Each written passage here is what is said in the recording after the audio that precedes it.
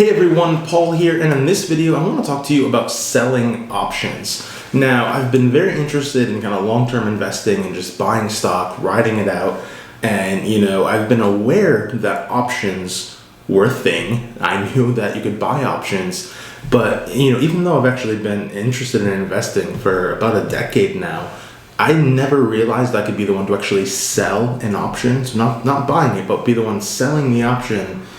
I didn't know I could do that until about 90 days ago. And in the last 90 days, I have actually made a lot of money by being able to collect the option premium that people are paying me to have those deals. And in fact, I want to get into the details later on in another video. And I want to go through exactly how much I have made in the last 90 days from selling options. So I'm going to get into that in another video. So if you're interested in kind of seeing how selling options can play out, you're interested in kind of getting some details about some annualized returns for specific trades that I've made, please like this video, subscribe to this channel, hit the notification bell so you can be aware when I have that video come out.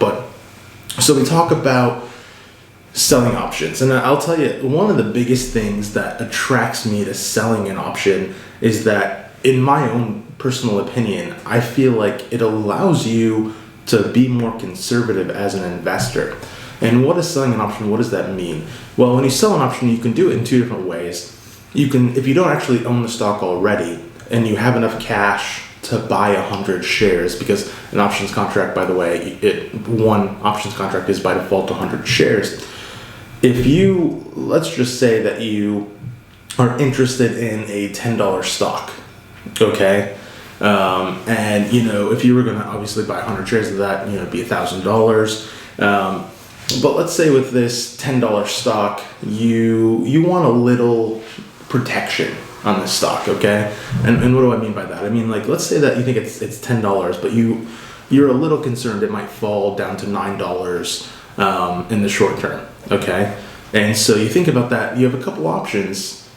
As an investor, you could wait until it falls down to 9. It might never fall down to 9, but you could wait until it falls and then say, okay, now that it's at 9, I'm going to add some to this. So I'm going to save some money there, right? You could do that, but you could also sell an option. And an option says, if you're going to sell a put, if you don't yet own the stock, what that's doing is saying, in kind of layman's terms, you can say, if the stock falls below $9, I have to buy it at 9, and if it doesn't, I get that money anyway. Okay, so I think that by doing a deal like that, you actually get paid to wait to potentially be buying the stock at a price point that you would want to buy it at anyway, which I think is so key, right? So in other words, let's say that the stock's at 10 and you make that deal. You say, hey, if it falls below 9, I will buy it at 9. I'll buy the 100 shares and I'm getting paid to do that whether it falls or it doesn't. So if the options contract expires, and let's say the stock actually went up a little bit, let's say it's at $11 now. Well, the option expires because it didn't fall below 9. You didn't have to actually buy 100 shares. You just get 100% of the option premium.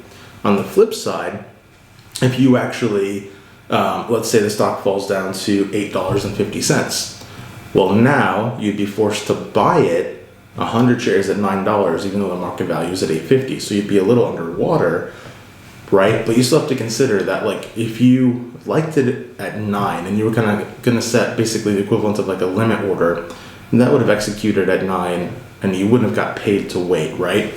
So the other thing that you can do with this, by the way, is that so you can sell an option when you don't actually own the stock. So you can sell what's called a put.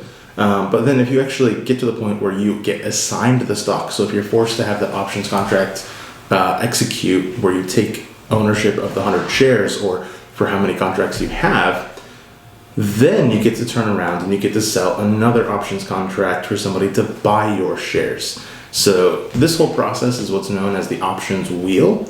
And it's one thing that I think, to be honest with you, I've heard people talk about the options wheel in the past, but it kind of felt like, okay, I mean, like I've bought options, I've experimented a little bit.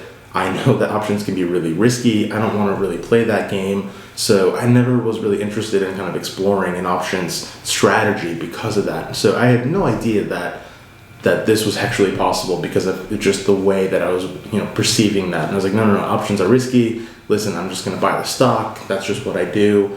So it kind of really limited, I think, what I was able to get in returns, because some of the returns, when I annualize them, have been pretty incredible so far. And it's not just that. I think what I like about it the most is the fact that I can actually get that income immediately. So when I sell an options contract, I get paid for that today.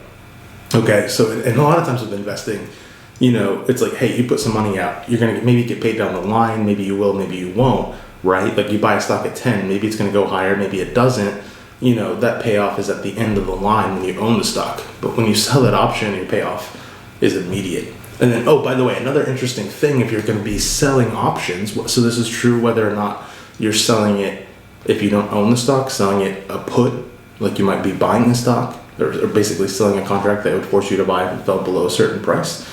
Same thing if you were going to sell it, if you already own the stock and sell somebody else the ability to buy your stock, so selling a call in that case. In both of those cases, you don't have to ride out the length of the contract. You can buy it back whenever you want before it expires. And there can be some different times where that's advantageous to do as well. So you think about, let's make it up. Let's say that I sell an options contract and I say, it's this $10 stock, and I sell it and I say, hey, I'm going to sell an option, or if it falls below 9, I'll buy it at 9. And the option expires a month from now. Well, if I sell that contract, and let's say the next day that they have an earnings report, or there's some good news, and the stock rockets from 10 to 20.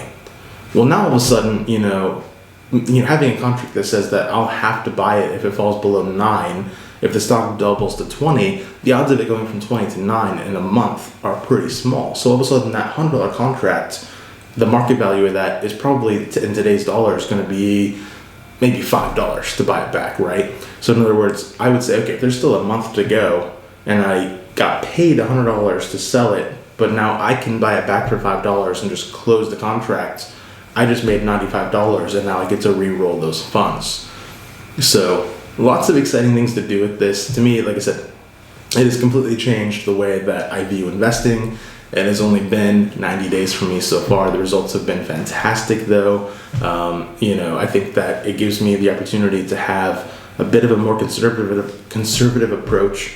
I think that, again, if there's some stocks out there that I say, hey, the stock's at $80 and I can sell a contract that says if it falls below 60, I'll buy it at 60. I like that I can kind of create that cushion and, in a buying contract where I can say, okay, now all of a sudden if the stock falls, not only do I get to buy it at a more advantageous price, but I get paid to buy it, right? And then I can pick a price point if I want somebody else to be able to buy that from me or sell that option from that other side of that transaction. I can choose the price point that I want to do that at as well. So again, more to come. I want to get into the details, but I just wanted to let you guys know that this is something that has been really exciting for me. Exciting to learn more about it, share more about it. So again, if you're interested, learning more, like, subscribe, and we'll see you next video.